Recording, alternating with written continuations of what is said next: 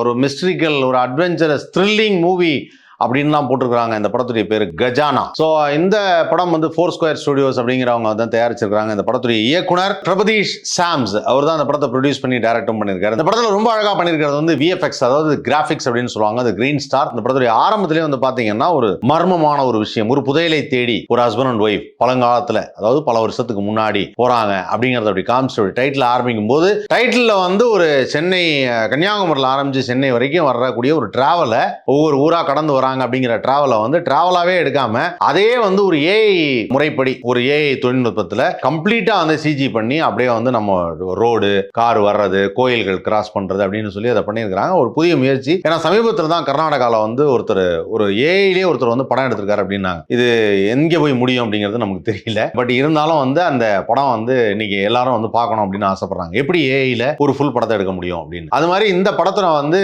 இது ஒரு adventurous mysterious thriller அப்படிங்கிறதுனால இந்த படத்துல வந்து அந்த ஒரு ஸ்டார்டிங் போர்ஷன் டைட்டில் மட்டும் அந்த மாதிரி ஏஐல ஒன்று யூஸ் பண்ணிருக்காங்க. ஏன்னா அந்த கிராபிக்ஸ் எல்லாம் வந்து படம் ஃபுல்லா இருக்கிறதுனால அது ஒன்று ஒரு செக்மெண்ட் பண்ணி பார்ப்போமே அப்படின்னு பண்ணிருக்காங்க. இந்த படத்துடைய கதை அப்படின்னு பார்க்கும்போது பாத்தீங்கன்னா இந்த கஜானால வந்து என்னன்னா ஒரு புதையலை தேடி போறாங்க. அந்த புதையல்னா என்ன மாதிரியான புதையல் அப்படின்னா நாகரத்னம் அப்படின்னு சொல்றாங்க.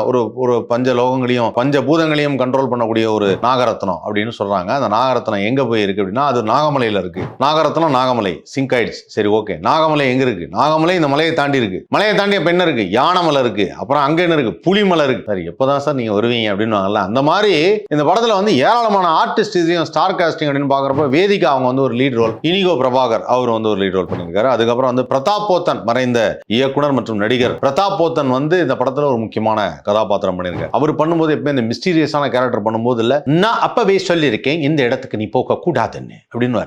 அந்த லாங்குவேஜஸ் ஸ்பீக், அந்த பார்வை, அதெல்லாமே நமக்கு வந்து பயங்கரமா இருக்கிறதுக்கான வாய்ப்புகள் இருக்கும். அதனால வந்து பிரதாப் போத்தன் அந்த கேரக்டர் பண்ணியிருக்காரு. அதுக்கப்புறம் அந்த படத்துல யோகி பாபு, மொட்டராஜேந்திரன் ஒரு காமெடி ட்ராக் பண்ணியிருக்காங்க. பட் அவங்க பண்ண காமெடி ட்ராக்கும் இந்த கதைக்கும் எந்த சம்பந்தமும் இருக்கிற மாதிரி எங்கேயுமே தெரியல. அவங்க தனியா காட்டுல போயிட்டு இருக்காங்க, இந்த கதை தனியா காட்டுல நடந்துட்டு இருக்குது.